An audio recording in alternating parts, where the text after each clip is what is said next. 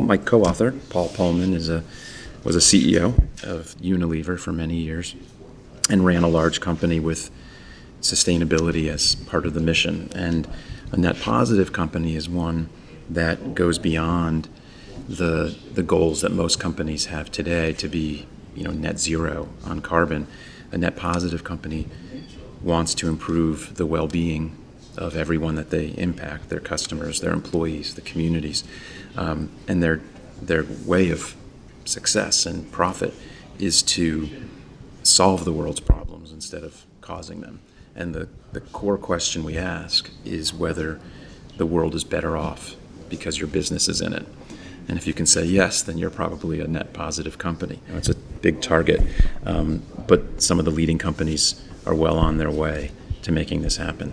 Of course, it's easy to say you need the CEO, you need the leadership, but you really need to start with an understanding of the company and where it is in the world. And so we have on our website for the book, netpositive.world, what we call a readiness assessment, where there's 24 questions to ask yourself about the business. And the starting point is understanding the impact of the company on the world. Literally its carbon footprint, how much water it uses, the effect on wages, the ways it affects the world, and the ways that the world's problems affect the business. How is climate change impacting the business? How does inequality affect the business? The second thing is really to understand your stakeholders and what they expect of your company and of your sector and of the world of business.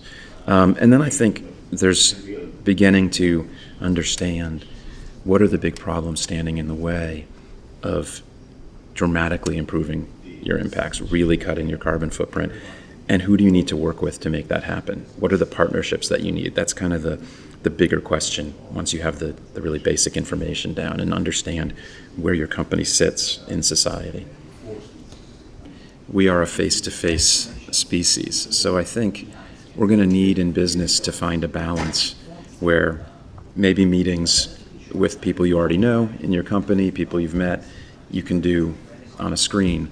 But I think there's times we do need to get together because the kinds of problems we're trying to solve in net positive are really big, and the core of the book is that we need partnership and we need to come together. And some of that has to be done sitting at a table, sitting over coffee, sitting together. This is the most volatile time in human history. Even before the pandemic, there were already huge changes. The climate was changing, so much pressure, the move against democracy all over the world, in this country, in the U.S., everywhere. And then, of course, a war in Europe for the first time in 80 years. It's a stressful time, but, I think building a sustainable business, a sustainable world, is part of the solution to these problems. It is a way to build a world that is more rich and diverse and based on renewable energy and renewable technologies that are cleaner, that are better for everyone. And so we're seeing already the beginnings of where we can go, and it's happening very quickly. We are moving to a clean economy much quicker than people realize, in energy, in transportation, in buildings, in food systems. And that's all really exciting, and I think we're going to see very quick changes in how the world works to really reduce our impacts. That's the kind of goal we need. We have to hold companies accountable to reach those goals, but we can do this, and I think there's lots of examples of companies with a really big mission now to help the world improve and thrive.